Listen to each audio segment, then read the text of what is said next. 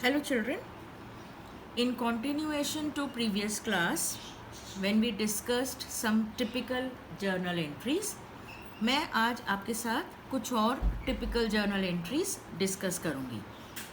You must be remembering in the previous class we discussed about bad debts recovered, depreciation and prepaid expenses. आज मैं prepaid expenses का reverse outstanding expense के साथ अपना class शुरू कर रही हूँ. How do we journalise outstanding expense. Now outstanding expense का मतलब है the expenses which have incurred but which have not been paid. यानी आपने काम तो करवा लिया है, आपने सर्विसेज तो ले ली हैं, आपका खर्चा तो हो गया है, लेकिन उसका पेमेंट इन कैश नहीं हुआ है. तो किस तरह से हम उस ट्रांजैक्शन को रिकॉर्ड करेंगे? याद होगा आपको अकाउंटिंग इक्वेशन में जब हमारा आउटस्टैंडिंग एक्सपेंस होता था तो हम उसे कैपिटल से माइनस करके लायबिलिटीज़ में प्लस करते थे. अब उसी चीज़ को लेकर चलते हैं. आउटस्टैंडिंग एक्सपेंस है. पहले ऐसा करते हैं, समझते हैं कि एक्सपेंस पेड क्या होता है. अगर हम कोई एक्सपेंस पे करते हैं उसकी जर्नल एंट्री तो आपको मालूम है. एक्सपेंस पेड की एंट्री क्या होती है? Expense account debit to cash account या टू बैंक अकाउंट. अब अगर एक्सपेंस आउटस्टैंडिंग है तो आउटस्टैंडिंग के केस में एक्सपेंस तो ठीक है क्योंकि वो हुआ है. हमने हम अपने स्टाफ को जो सैलरी है वो जिस भी मंथ की सैलरी है उसके नेक्स्ट मंथ में हम पे करते हैं. नेक्स्ट मंथ की 3rd को या 5th को या 7th को पे करते हैं. तो जिस मंथ की सैलरी है उस मंथ के एंड में तो हम दिखाना पड़ेगा ना हमारा सैलरी का इतना एक्सपेंस हुआ है. तो कैसे करेंगे? एक्सपेंस को तो हमें डेबिट करना पड़ेगा बट हम कैश को क्रेडिट नहीं कर सकते. तो कैश की जगह वो एक्सपेंस हमें जिसको देना है हमें उसका नाम यहाँ पर लिखना पड़ेगा. जैसे अगर हमारा रेंट अकाउंट है तो किसको ड्यू है, सैलरी अकाउंट है तो किसको ड्यू है, और यहाँ पर वो पर्सनल अकाउंट जिसको ये अमाउंट ड्यू है वो लिखा जाएगा. Do you remember the 3rd type of personal account? आपको पर्सनल अकाउंट के 3 टाइप्स बताए थे. Natural personal account, artificial personal account and representative personal account. तो यहाँ पर वो रिप्रेजेंटेटिव पर्सनल अकाउंट आएगा. तो अगर मेरा सैलरी इज़ आउटस्टैंडिंग तो क्या जर्नल एंट्री होगी? Salary account debit to. अब यहाँ पे टू मैं अपने एम्प्लॉयज़ का नाम नहीं लिखूँगी. एम्प्लॉयज़ के लिए कलेक्टिवली मैं किसको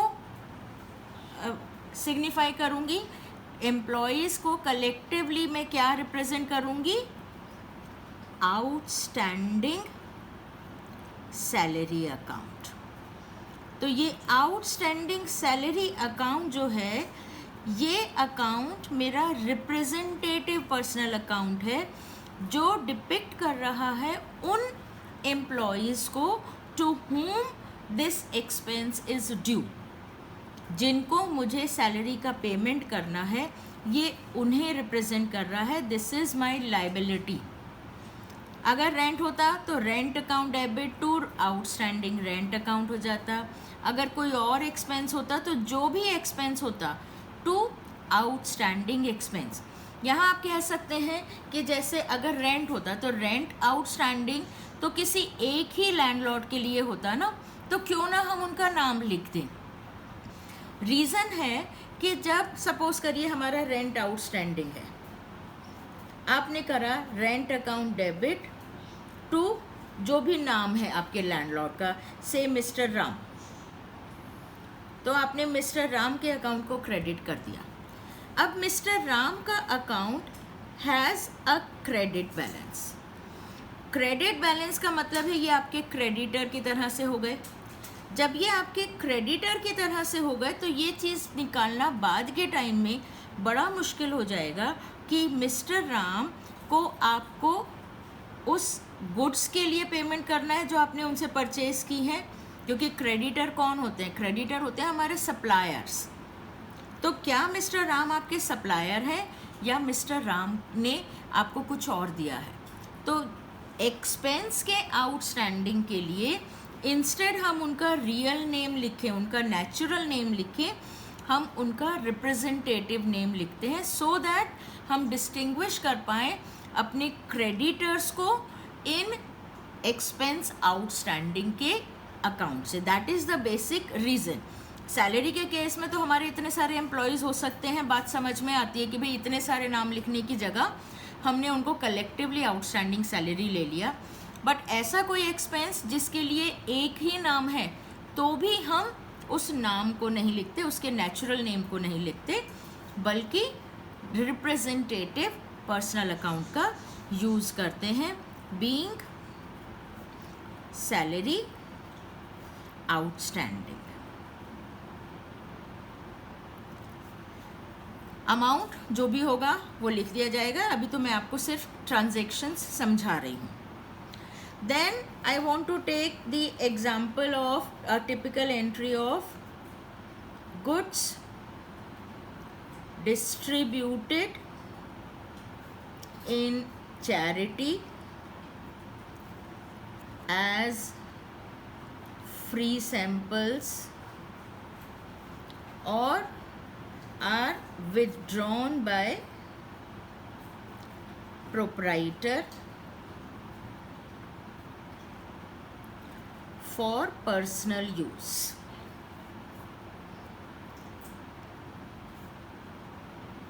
एक एक करके हम इनको लेते हैं। सबसे पहले गुड्स डिस्ट्रीब्यूटेड इन चैरिटी। आजकल कोरोना का टाइम चल रहा है, आप लोग देख रहे हैं, अगर टीवी में देखते हैं तो कितनी बार आपको सुनाई देता है, आपको एडवर्टीजमेंट में आप देखते हैं कि ऐसी कंपनीज़ हैं जो अपने प्रोडक्ट को दूर दूर इलाकों के अंदर बांट रही हैं एज चैरिटी। अब अगर कोई कंपनी अपने प्रोडक्ट को चैरिटी में दे रही है तो उसे वो कैसे रिकॉर्ड करेगी? चैरिटी में देना, charity is also an expense for the firm. तो एक चीज़ तो हो गई चैरिटी, ये फर्म का एक्सपेंस हो गया। एक्सपेंस को हम क्या करते हैं? एक्सपेंस को हम डेबिट करते हैं, तो हम चैरिटी अकाउंट को डेबिट कर देंगे। क्रेडिट क्या करें? They are giving goods in charity, they are distributing goods in charity. जब गुड्स को दे रही हैं, हमने आपको बताया था गुड्स के 5 अकाउंट हैं आपके पास: stock, purchases, sales, purchase return and sales return. Goods को जब आप दे रहे हैं तो ना तो ये स्टॉक है, ना परचेज रिटर्न है, ना सेल्स रिटर्न है। So where should we take it? Should you take, जब गुड्स आर जा रही हैं, गुड्स आर गोइंग आउट, आप जनरली गुड्स गोइंग आउट को क्या कहते हैं? सेल कहते हैं। तो should we credit sale in that? नहीं, हम सेल्स को क्रेडिट नहीं करेंगे, क्योंकि सेल्स में हमारा प्रॉफिट मार्जिन इंक्लूडेड होता है। लेकिन अगर आप चैरिटी में देंगे तो आप उन गुड्स की कॉस्ट ही मानेंगे, और इसलिए चैरिटी में दी गई गुड्स से आप अपनी परचेजेस को रिड्यूस करेंगे। You will subtract those goods from your purchases which have been distributed in charity. So charity account debit to, it will be purchases account। कि आपने अपने गुड्स को जब डिस्ट्रीब्यूट किया, परचेजेस अकाउंट को क्रेडिट करने का मतलब है कि ये ट्रांजैक्शन रिकॉर्ड होगी at the cost of goods, not at the selling price. क्योंकि अगर आप टू सेल्स लिखते तो सेल्स की तरह से ये क्रेडिट हो जाता है और फिर आपको ये होता कि हमें इसमें प्रॉफिट निकालना पड़ेगा, बट आप ये काम प्रॉफिट के लिए नहीं कर रहे हैं।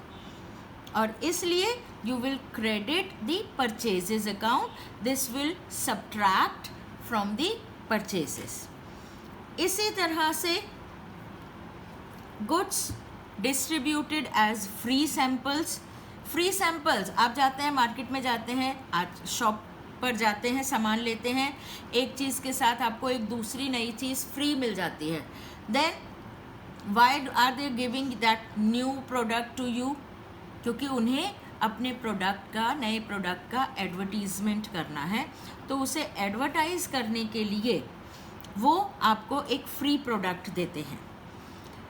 जब companies, organisations, businesses free samples distribute करते हैं, तो free sample distribution is a task of advertisement, और इसलिए हम फ्री सैम्पल्स अकाउंट को डेबिट नहीं करेंगे, हम डेबिट करेंगे advertisement account debit. And again, क्योंकि ये हमने सैम्पल्स डिस्ट्रीब्यूट करे हैं, अपना प्रोडक्ट का एडवर्टीजमेंट किया है, तो हम इसे भी परचेजेस अकाउंट से माइनस कर देंगे at the cost of the product. Again, हम अपने आप से ही प्रॉफिट नहीं कमाएंगे एडवर्टीजमेंट करने के अंदर ही, कि हमने इतने वैल्यू का, इतने सेलिंग प्राइस के प्रोडक्ट को हमने यूज़ किया, डिस्ट्रीब्यूट किया, that is not our sales, rather उसको हम अपनी परचेजेस से माइनस कर देंगे।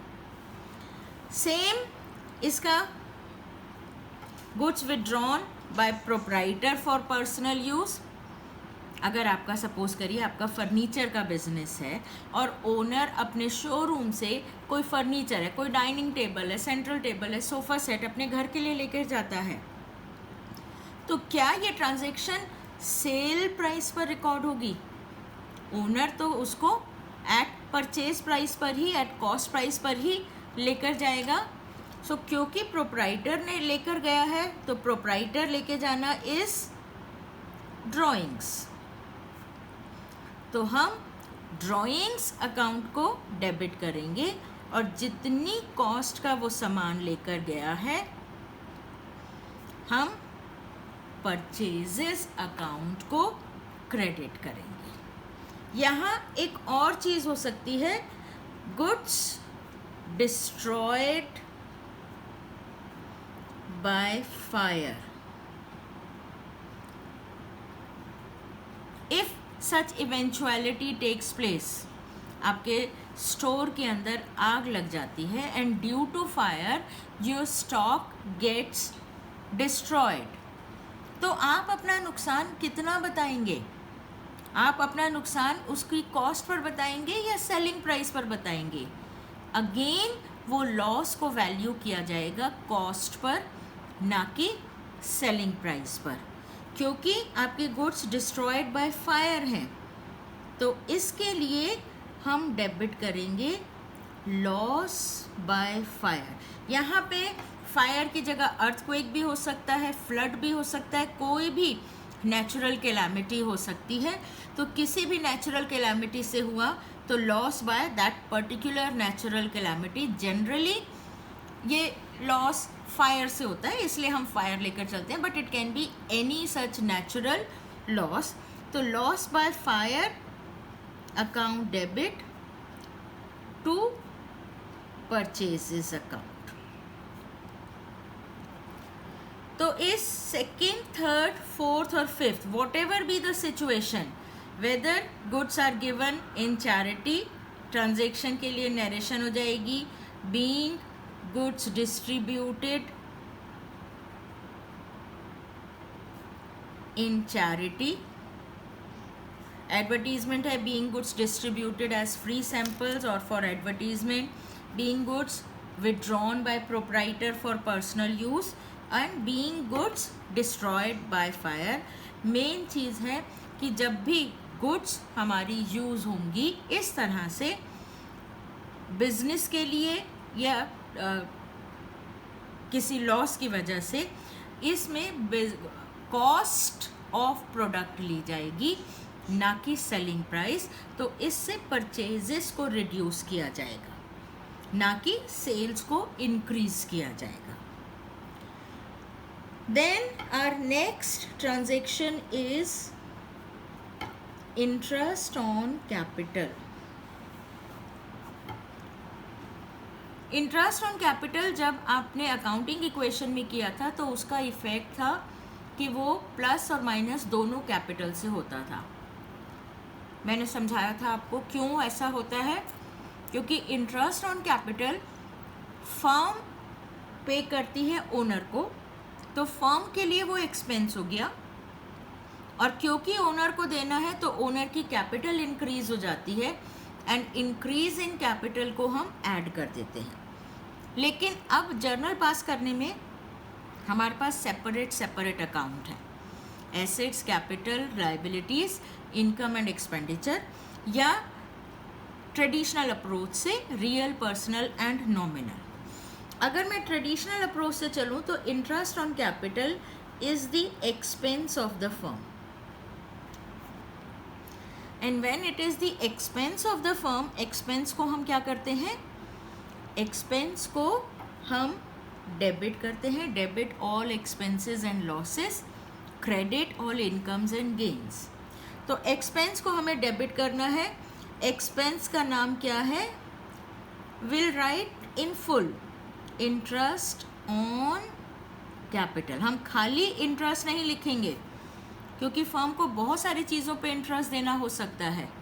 अपने इंटरेस्ट देना पड़ सकता है उसको, कहीं से उसने लोन लिया है, बोरोइंग्स हैं उसकी, तो उन सब पे इंटरेस्ट देना पड़ सकता है. तो उस इंटरेस्ट को इस इंटरेस्ट से डिफ्रेंशिएट करने के लिए we write the complete name interest on capital account debit.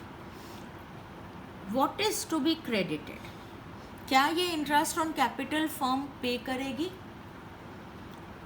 Does the firm pay this amount of interest? No, firm does not pay it. firm क्या करती है, इस अमाउंट को ओनर के अकाउंट में ट्रांसफ़र कर देती है, उसकी कैपिटल के अकाउंट में ट्रांसफ़र कर देती है. तो कैपिटल इंक्रीज हो जाती है, कैपिटल इंक्रीज हो जाती है. तो इंक्रीज इन कैपिटल को क्या किया जाता है, क्रेडिट किया जाता है. तो to capital account,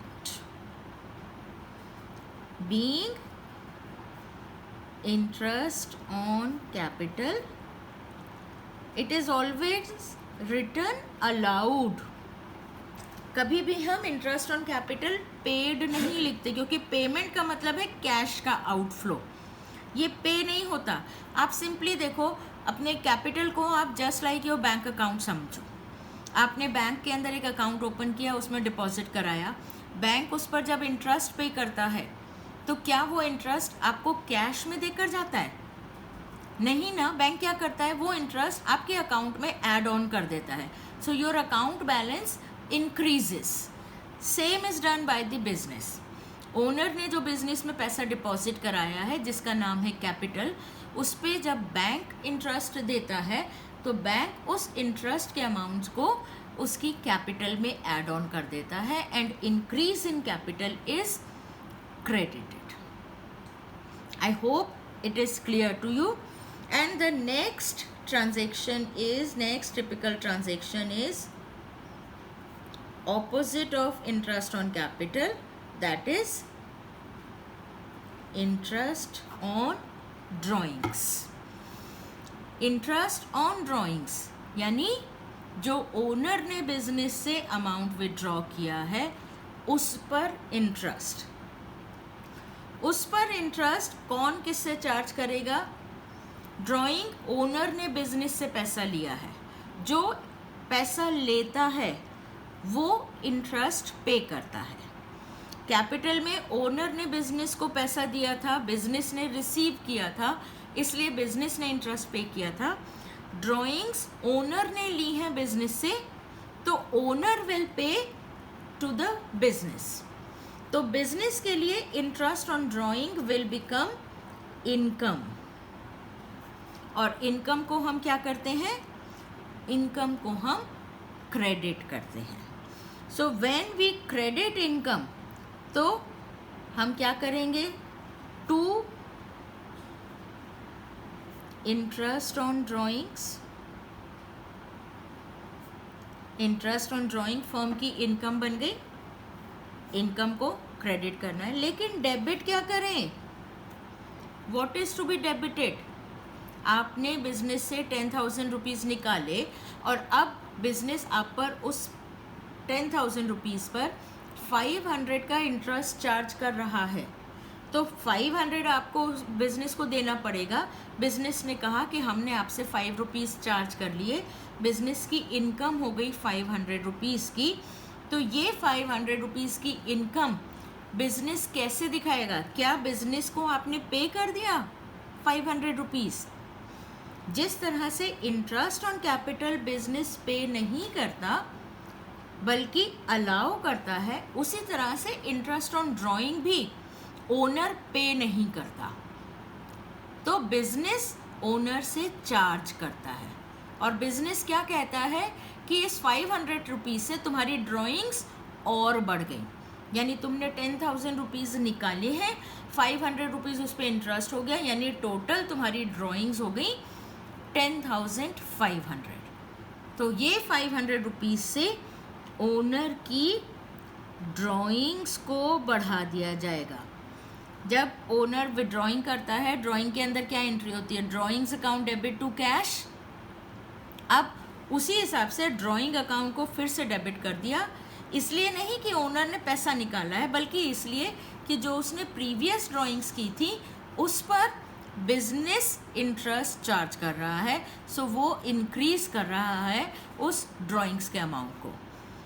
if you want to understand it further, simply अगर आपने बैंक से लोन लिया है, हमने कैपिटल को कहा था capital is like depositing an amount, drawing assume it like a loan from the bank. आप बैंक से लोन लेते हैं, आपने 1 लाख रुपए का लोन लिया, बैंक आपको ये लोन दे रहा है 15 रुपीज़ पर एनम के इंटरेस्ट पर। तो 1 साल के बाद आपको कितना देना है इंटरेस्ट? 15,000। अगर आप ये इंटरेस्ट नहीं पे करते हैं तो बैंक क्या कहता है कि अब आपका लोन 1,15,000 का हो गया।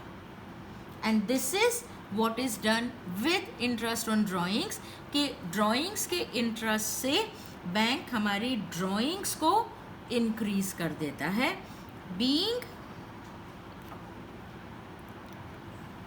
Interest on drawings charged. I hope these typical transactions are clear to you and their journal entries are also clear to you. Thank you, dear. God bless.